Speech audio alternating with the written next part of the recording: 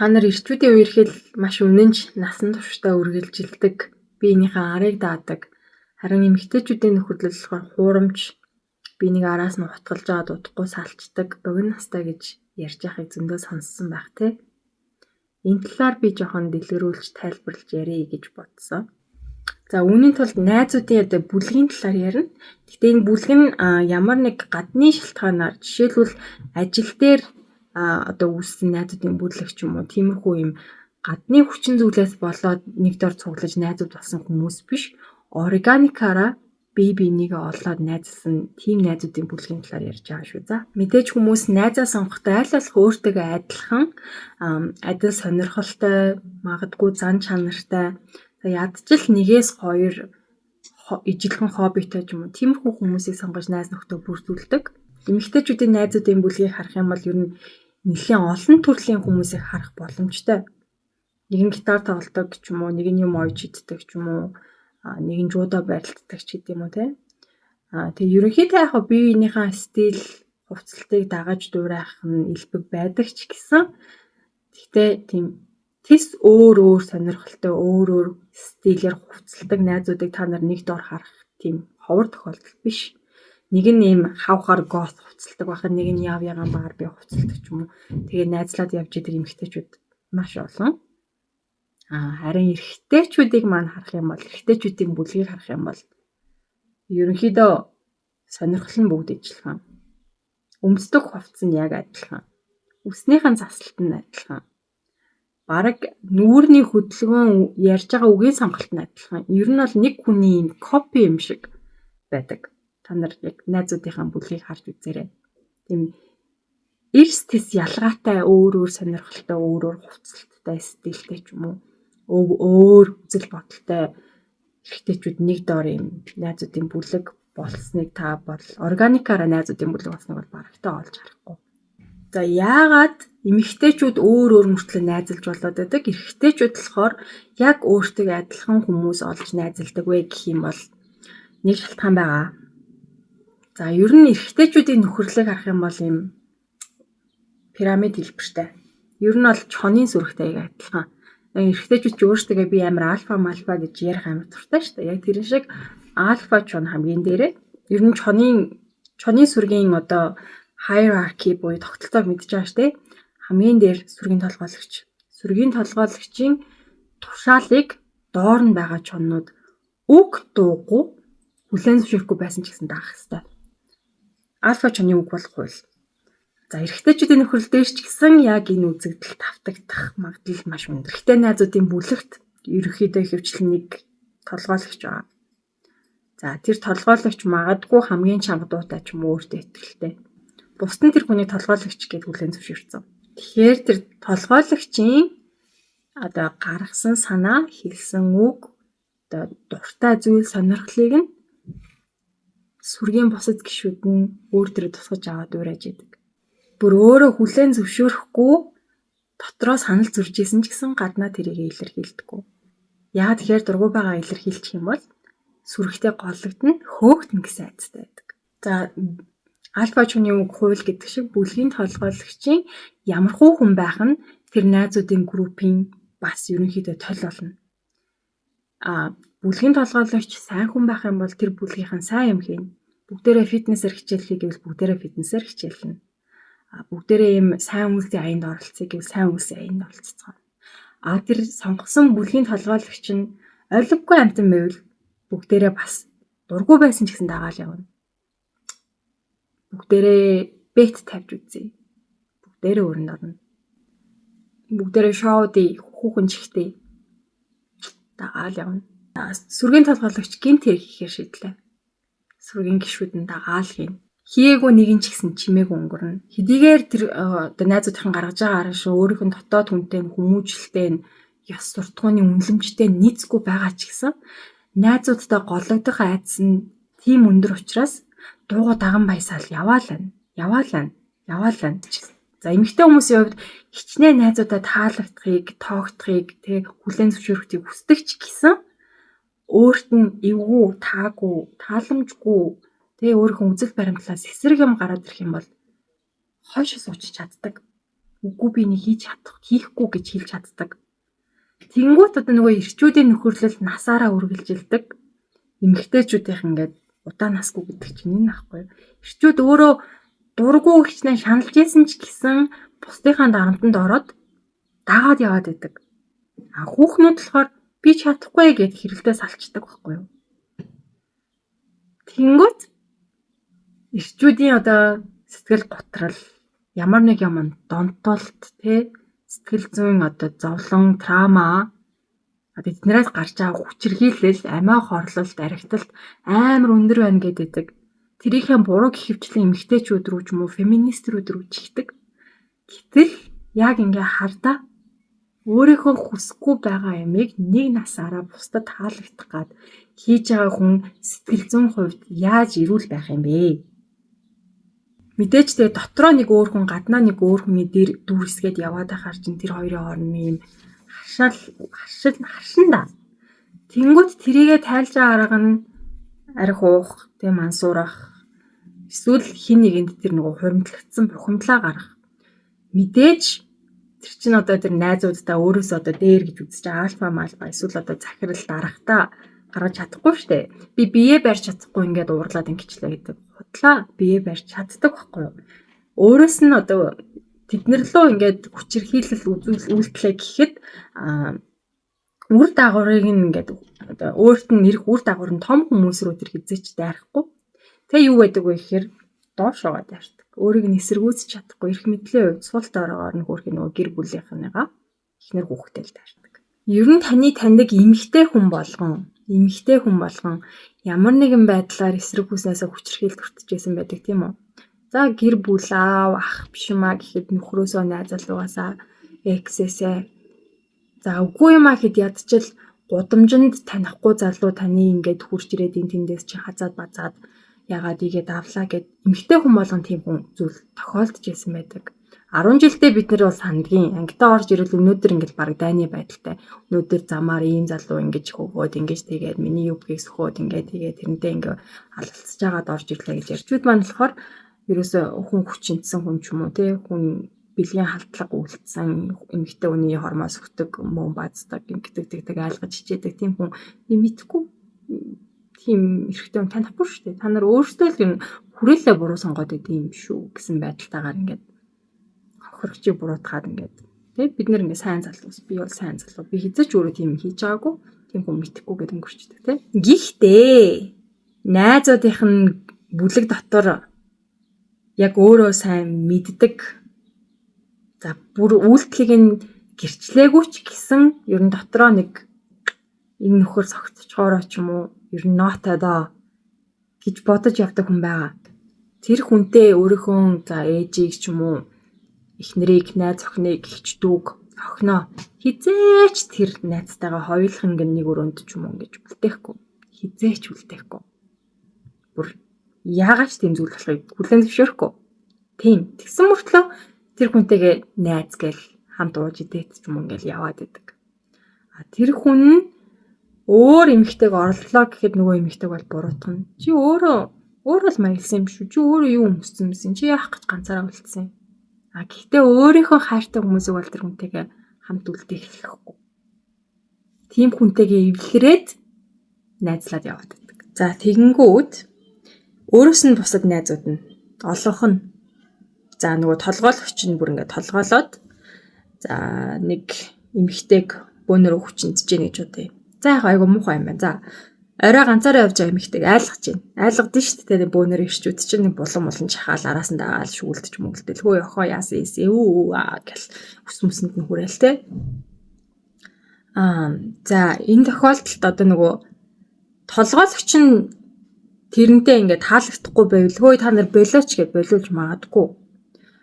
Толгойлогч нь өөрөө төрүүлээд нөгөө бусад найзууд нь дагаад хинийг охиныг ингээд айлгаж байгаа бол за тэр нэг сүргийн нэг гишүүн залууд таалагдахгүй ингээ амар муухай санагдаж байгаа тий өөрийнх нь ихчээс дүүгээс ялгаагүй санагдаж байгаа өрөвдөж байгаа ч гэсэн тэр бусдыгаа хөөе бэл та нар стакуудаа яагаад хүний охин үрийг айлгаад байгаа юм бэ болчооч та нар гэж чадахгүй очиж нийлж айлгадгүй маа гэхэд юу ч хараагүй анзаараагүй юм шиг те ингээд гутлаа ширтээд жоохон зайтай хараа зогсож байна. Дуустал нь. Тэрийгээ дараа нь хинт ч ярихгүй.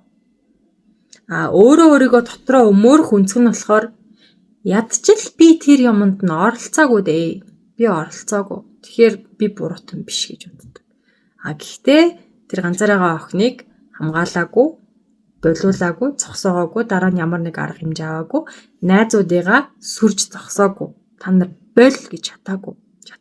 Ингэхдээ хүмүүс бол тийм хүн байвал шууд хэлчихдэг байхгүй. Чи одоо яагаад байгаа юм бэ? Ямар заваа юм бэ? Болооч. Яах гээд ингэж байгаа юм? Болохгүй штэ. Шаардлага тавьдаг. Өөрийнх нь үнд зүйлтэй ч юм уу яс суртахуунаас давсан зүйл ах юм бол би эндээ ч юм уу бусдад шаардлага тавиад болохгүй бол хэрэлдээд тэг цайгаа бариад авчиж чаддаг. Тэр ингээд амар муухай хүн гэдгийг нь мэдсээр байж найзлаад байдаг эмэгтэй хүн маш зөвхөн. Өөрөө л адилхан биш бол. 9 найз нь байсан ч гэсэн нэг эмэгтэй найз нь өө та нар болооч ичээч айгаач гэл шууд дараал ороод ирдэг байхгүй. Тийгэл хэрүүл болоод тэгэл бид нар чинь ингээл хэрэлтэл салдаг. Тэгэхээр хин нь хамгаалагч байна. Эрэгтэйчүүдийн бүлгийн бүх зүйл толгойлогчийн ингээд олгосон зөвшөөрлийн дагуу явах хэрэгтэй. Тэр хувцлалтч байна уу, сонирхолч байна уу тий. За бүр хамгийн инээдтэй нь эхнэр найз охиноо сонгохдоо хүртэл толгойлогчоосоо бараг зөвшөөрөл авдаг. Одоо толгойлогчийн сонирхдаг төрлийн тэрний гоё гэж боддог төрлийн хүүхнийг тэр бүлгийнхэн бүгдээрээ ингээд өөрийнхөө type гэдэг хүлээгээд авчдаг. Тэг. За жишээлбэл толгойлогч юм амар өндөр туранхай супер модель шиг биетэй хүүхэн төртэй. Тэрийгээ дандаа гоё гэж ярина.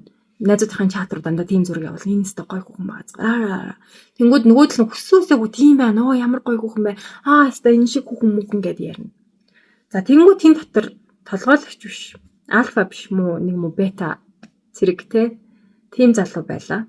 Тэр залуу төрөлхийн мариалаг, махлаг тийм махшуулн яасан болцаасан хүүхэн туртай. Том таацтай, том мөнгөтэй. Тийм хүүхэн туртай. Гэхдээ нөгөө тал нь ийм өндөр зэгзгэр амар туранхай хүүхэн гоё гэж ярьдаг учраас тэр хизээч тийм бандгар хүүхэн туртай гэдгээ хүлээн зөвшөөрөхгүй. Тас нуу. Магадгүй тийм бандгар хүүхэнтэй тий нууцаар уулзч магадгүй. Гэтэ найзуудтай юу танилцуулахгүй, найзуудаас айл болох нь. Найзууд нь харчих юм бол чи болооч юм гээд шоолох учраас тэр хүүхнээ нуучна. Хичнээн өөрөө тэр хүүхэнд амар татагдаад бүр хайртай болсон байсан ч гэсэн найзууд нь өөрийн шоолохыг мэдчихэвэл тэр одоо статус нь унахыг мэдчихэвэл тэрийг нуучдаг байхгүй юу. Тэгээ эднэр бүр найзуудад нь таалагдаагүйгээс болоод тий нэг насныхаа чин хайраас хүртэл салж чадна. Насаараа харамсаж араас нь тий уйлж, шаналж, бодож сэтгэл дотроо тээж амьдрсан ч хамаагүй. Тийм бусдад эрчүүдэд хүлээн зөвшөөрөгдөх хүсэл шаардлага нь өөрийнх нь тэр хамгийн их аз жаргалаас илүү чухал байгаа байхгүй юу? Бүр аимшигтай газтай. За тэгээд одоо найзуудынх нь буюу одоо ахлагчийнх нь гоё гэж боддог тэр өндөр нарийнхан зэгзгэр янзах шиг хүүхнээ болвол эргүүлж яагаад өөрийн болголоо гэхэд найзуудтай амар бахархалтайгаар танилцуулна. Найзууд нөө ямар гоё хүүхэн бэ гэдэг чистлаг шүү юм ир хүмүүс ийм хүүхэн болоод авчдаг энэ төр гэвэл ер нь тэр хүүхэнтэйгээ суuna. Гэхдээ тэр хүүхэн бас хитрхи гоё гэж болохгүй. Хитрхи гоё байгаад нөгөө нэг толгойлогч нь атаарах юм бол ер нь бол толгойлогч бол ингээд тийм жоо эсэргүү юм хэлнэ. Наадах чинь явдалтай юм шүү. Чамайг ингэт юм шүү. Мөнгөнд ч юм болж байгаа юм шүү. Над чинь чам удахгүй араар чинь тавих юм байна. Чамайг хаях юм байна. Их юм байна, тэх юм байна. Яг л нөгөө толгойлогчоос гой хүүхэн тэ байж болохгүй шүү дээ. Толгойлогч тэ өөрийг нь тоогоогүй, тэ альфагийн тоогоогүй байхад тэр бетад анарчаа нийлжингүүд ч үг хайж эхэлнэ. Тэгээс салах чинь. Нөгөө нэг бета нүг дугуул тэгэл одоо хатгсан чаданд нь оногцоор байгаа тэгээ бууж өгөө тэгээд гайчна. Тэгээ яг альфагийн окей гэж хэлсэн. Тэдний тайп мөртлөө бас хитрхи гоё биш. Тим эмхтэйтэй гэр бүл болно. Тэгтээ хүн чинь тэгээд ингээ байглаасаа татагддаг юм а яах юм бэ? Тийм биз дээ. Найзууд нь гоё гэсэн учраас тийм биетэй ч юм уу хүүхэндээ суучлаа. Тэгтээ өөрөө төрлөхөөсөө л ахлаг мариалаг цулцгар хүүхэн дуртай юм чинь яах юм? Тийм хүүхний мөрөөд нь тийм модельуудын одоо инстаграмын дагна порно үзэхдээ тийм одоо хүнтэй тийм жүжигчтэй үзнэ. Болж өгвөл тийм биетэй хүүхэнтэй араар нь тавьчих гад үзнэ. Тэгтээ хизээч өөрийнхөө юу хүсэж байгаагаар явахгүй. Тэгээ ирчүүдийг байглаасаа манлайлагч, тэргүүлэгч, чиг гаргагч, зам заагч, бүтээлч, лидер гэж ярьдаг. Гэтэл одоо энэ тогтолцооноос нь харахад л ихэнх ирчүүд байглаасаа дагуулах биш дагах туртай байдаг. Өөрөө сэтгэх биш өмнөөс нь сэтгээд тэг яг юу хийхийг нь зааж өгвөл маш сайн гүйцэтгэдэг. Тэгээ энэ гэр бүлийн амьдрал дээр ч харагдана. Өрхийн тэргүүн бүх юмаа шийддэг гэдэг боловч яг үндэ эхнэр нь ингээд бүх ингээд төлөвлөх, шийдэх жижиг сажиг юмнуудыг гаргаж өгөөд нөхөртөө одоо ингээрээ тэгээрээ гэдэг юм баг ингээд юм хүснэг төхөн холгүй тий. Эхнэр нь байхгүй бол ихэнх тохиолдолд юм хийж чадхаа болчихдог. Тэгээ ирчүүд юм манлайлахаасаа илүү дагах туртай байдаг учраас хин нэгний өгсөн командыг биелүүлэх туртай байдаг учраас цэрэг цагдаа одоо корпорацийн ажил ч юм уу иймэрхүү өөрөө сэтгэх ингээд өөрөө шийдвэр гаргах шаардлагагүй ажлууд дээр хамгийн олноороо байдаг тэнд хамгийн сайн ажилдаг. За ингээд найзуудынхаа группийг харахад ч гэсэн нэг толгойлогч тэгээ азарган чон тэрийг ингэж дагалдан баяссан юм дуу шуутай хідэн дагалдагчд байгаа. Гэхдээ энэ бүтэц зөвхөн найзууд дээр биш манай нийгэм дээр тэр чигтэн ингээд байна. За тэгээд нийгмийнхаа бүтцээр ярьсан ч гэсэн толгой дээр нэг идэх хэрэгтэйчүүд хөрөнгөтэй, эрх мэдэлтэй тэг шийдвэр гаргадаг. Тэдний үгийг үг дугуй биелүүлдэг, дагалдан баясдаг, салбартай маягийн бусад ирчүүд нь тийм байна. Тэгээд одоо тэр толгойлогчийн үг, үзэл бодол хийлгэж байгаа зүйл нь өөрт нь дургүй байсан ч, хүсгүй байсан ч, тэг гэмт хэргийн шинжтэй байсан ч, өөрөө шаналж исэн ч, дотроо ингээд мянга ингээд үгүй гэж байсан ч, харамсаж исэн ч тэрний үгийг дагдаг. Түүнээсээ болоод сэтгэл готрол, стресс, депресс ордог. Амиа хорлдог, архиудаг, бусдыг хүчрхийлдэг. Тэг хүчрхийллийг сонгож одоо жоохон тайвширдаг. Тэнгүүд одоо энэ тогтолцоог ерөнхийдөө patriarchy гэдэг юм л да. Эцгийн эрхт ёс. Тэгэд ер нь дэлхийн бараг л ихэнх улсад энэ patriarchy тогтолцоо байгаа. Тэгээ энэ patriarchy дээр хэн жаргадаг вэ гэвэл тэр толгойлогч дээр байгаа тоотой хэдхэн эрхтэй хүнд л хамгийн сайхан тогтолцоо. Бусад одоо тэр хүний доороо бүх хүн зовдөг. Эмэгтэйчүүд зовдөг. Бусад бета эрчүүд нь зовдөг. Хүүхдүүд зовдөг. Амьтад ч зовдөг. Зөвхөн одоо тэр нэг топ одоо нэг 2-3% эрэгтэйчүүдийг жаргуулахын тулд бусад бүх хүмүүс зовоод амьдраад байгаа гэсэн үг. Тэгээ энэ тогтолцоог өөрчлөе гэхээр одоо тэр нөгөө зовоод байгаа эрчүүд чинь зүрхээр амаараа хамгаалаад эсэргүүцдэг. Тэр тогтолцоог үхсэн ч өөрчлөхгүйгээ тэрний төлөө үхээд байдаг. Яагаад өөрсдийг нь ингээд зовоогоод архинд оруулаад сэтгэл готрол ийм зовлон шаналл давтуулаад амийг нь хорлоход хүргээд байгаа энэ тогтолцоог үхэн хатан өмөөрөөд байгаа вэ гэвэл эр хүн болгон дотроо хизээ нэгэн цагт миний толгой дээр гарах ээлж ирнэ гэж хүлээж байдаг. Тэдний хэдэн зуун сая хүний нэг нь л тэн дээр гарна. Гэтэ яагаад чи ирчүүд маань бүгдээрээ би тэр хүн болно гэдэгтээ бат итгэлтэй байдаг. Хизээ нэгэн цагт миний ээлж ирээд би альфаг түлхэж унгаад би өөр одоо сүргийн толгойлогч болно гэдэгтээ итгэлтэй байдаг учраас энэ хүн болгоныг зовоос нь тогтолцоо хിവэр навж үлдэх гэдэг. Тэгээ бүр ингээд та нарын нүдээр ингээд хизээч сэхгүй гуйлах чинь те гудамжинд тасраад унтсан нэг гутал нь алга болцсон архичин эрэхтэй хүртэл би хизээ нэгэн цагт те манлайлагч болно гэдэг итгэл найдвараа тэр сохор хизээч биелэхгүй итгэл найдвараа өртөлсөөр л байдаг байхгүй юу. Тэр хизээч биелэхгүй өөрөөс нь бусад бүх хүн мэдчихэе. Тэр бол нэг усандаа илэрл ахгүй илэрсэн. Гэхдээ л яагаад ч манай эрэгтэйчүүд хизээ нэгэн цагт би одоо найзуудынхаа толгойлогч болно. Одоо би улсын тэргүүн болно, ерөнхий сайд болно, ерөнхийлөгч болно. Би амар баяжна гэж бодсон тэр нэг ямар ч бодит бус итгэл найдвараасаа болоод нийгмийг тэр чигтэн зовоох тэр зүйлийг хэвээр нь авч үлдъя гэд дараалдаг. Сүүлийн үед ер нь өндөр хөгжсөн орнуудад ч юм уу тэр бомтон, долларын тэр бомтон байх шаардлагагүй, байх ч боломжгүй. Ёс суртахуунтай аргаар тэр бом доллар хураах боломжгүй. Тэр бом доллар олохын тулд заавалчгүй маш олон хүний хөлс хөдөлмөрийг мөлжиж, сорж, шимэгчилж тэр бом доллар хураадаг юм аа.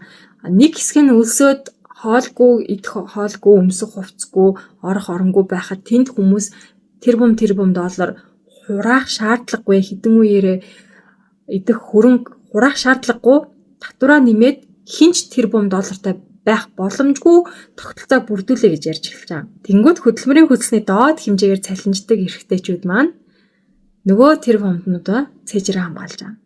Юу гэсэн юм бэ? Хүн өөрийнхөө хөдөлмөрөөр мөнгө олж авах чинь яагаад тэрийг та нар ингэжтэй? Та нар хатаархлаа өөртөө муу сайн юмнууд юу ч хийж үзэх учраас хатаархлаа гэж байгаа. Яагаад тэгэхээр тэр хүний хувьд яад чинь өөрөө тэр бомтон болчих нэг тийм найдвар байгаад байгаа байхгүй. Тэр хизээч болохгүй. Тэр найдвартай. Тэнгүүд тэр бомтон болохын тулд өөрөө тэр бомтон айлд төрөх ёстой. За тэр бомтон биш юм аа гэхэд нэлээд олон зуун сая доллартай айлд төрөөд хар багасаа хамгийн дээд зэргийн боловсролыг эзэмшээд хамгийн гол нь тэр эрх мэдэлтэй сүр нөлөөтэй гэр бүлийн тэр одоо үүсгэсэн тэр сүлжээгээр дамжуулж гэр бүлийнхаа нэр хүндийг зарж идэж байж сайн ажилд орж дороо дэвшиж өөрт нь олон боломж нээгдэж за тэгээд нээгдсэн боломжн дээр хүний толгойд орохооргүй муухай одоо юм хууль бус зүйлсийг хийж олон хүний амьдралаар тоглож амь насыг нь хороож за татвараас бултаж мушгуулж тэрний төлөө бөө юм зохиож улс төрчдийг лоббидж байж тэр бомтон болдгиймаа гэдэг юусоо ойлгохгүй тэр нөгөө нэг тэр бомтнуудын намтрыг айгүй гоёор ингээд худлаа уянгалсан намтрыг харчаад оргуу хооснос тэр бомтон болсон хүн бол тэр бомтнуудынхаа дотор 1000-ны 1% байхгүй юу. Тэнгүүд ингээд өөрт нь байгаа юм шиг санагдаад тэр тогтолцоо өөрийнх нь эсрэг одоо энэ патриархи гэдэг тогтолцоо нь өөрийг нь хизээч тэр бомтон болох байтугай баяжуулагчгүй тэр ядуугийн ядуу байлгаад хөдөлмөрийг нь хямдхан сороод өөр боломжгүй хүн чинь өөр сонголтгүй хүн маш хямдхан талхны төлөө ажил хийх байхгүй юу. Би өөрийнхөө цалин нэмүүлэе гэж хэлж чадахгүй хүн учраас тэр хүн юу ч санал болгосон хийх байхгүй юу. Тэгэд өөрийнх нь ядуу байлгаж хөдөлмөрийг нь сороод баяжаад байгаа тэр хүмүүсийн төлөө ягаад ч тэдний нэг болно гэж бодоод тэдний төлөө ингээд байлтахад бэлэн байгаа даа байхгүй юу. Тэр бомтон болохоос өмнө бүр ингээд аянга цохолж ч юм уу одоо авраг загсанд бариулж идүүлэх магадлал нь илүү өндөр. Тэгсэн мөртлөө тэр яагаад ч өөрт нэг тийм тэр бомтон болчих найдвар байгаад байгаа учраас тэр өөрийг нь тэр бомтон болоход тэр хамгийн сайн сайхныг идэлх тэр тогтолцоонд байгаасаа хуулиас дээгүүр байх тэр тогтолцоонд байгаасаа гэсэндээ тэднийг ингээд ухаан хатан өмөрөөд байгаа байхгүй юу. Тэрнтэй яг адилхан Монголд ч гэсэн муугаа заваа юм хийж байгаа хүмүүс яадгийн чадчихаа юм дарга байхгүй чи хатааргаад байгаа мó гэж хэлж байгаа хүмүүс өөрөөсөө ямар нэгэн байдлаар тийм болчихын сан тийм болсон үедээ өөрт нь хариуцлага битгий тооцоосоо гэж бодсон үдэндээ одоогийн бохир заваан системийг хэвээр нь хадгалаад тэгээд тэр системдээ өөрөө зовж амьдарч байгаа. За тэгээд энэ олон юмараа юу хэлэх гээд байгаа вэ гэхээр эрэгтэйчүүдийн дунд одоо өөрсдөө манлайлагч, тэргүүлэгч, лидер гэдэг хүмүүсийн хувьд яг оригинал өөрийгөө хүлээн зөвшөөрөөд өөрийнхөөрөө амьдардаг хүмүүс маш цөөхөн. Мэдээж байхгүй гэж хэлэхгүй. Гэтэ маш цөөхөн. Ихэнх нь хөрхий бусдынхаа буюу одоо тэр нэг найзуудынхаа ч юм уу одоо нийгмээс альфа одоо толгойлогч гэж шийдсэн хүмүүс таалагдах гэж өөрийнхөө бүх амьдралыг аз жаргалыг сэтгэл санааг эрүүл мэндийг үрдэг байх нь Тэгээ миний платформ ер нь ирчүүдэд хүрдэг юм дөө. Ихэвчлэн эмэгтэй 97-8% эмэгтэй эдийн. Тэгэхээр энийг баг хэрэгтэй хүн үзэхгүй байх. Тэгээд үзсэн ч гэсэн яг хүлээж авах хүн маш зөөхөн. Ихэвчлэн тэгээд нөгөө нэг ингээд өөрийгөө хамгаалах горимд ороод шууд ингээд хэрүүл хийж эхэлдэг. Тийм болохоор нөгөө нэг гэлжирийн чихэнд алт хийсэн ч ус хийсэн ч гэдэг шиг одоо би ер нь ирчүүдэд нэг хандаж бол юм ярих жоохон дургу болцсон. Гэтэ юмыг яаж мэдэх вэ? Эрэгтэй хүмүүс үзчихэвэл сэр жоохон ч гэсэн өөрийн толгойтой бай. Жоохон өөрийнхөө амьдр. Чи бусдад хүлээн зөвшөөрөгдөх гээд бүх амьдралаа өрн таран хийх хэрэггүй.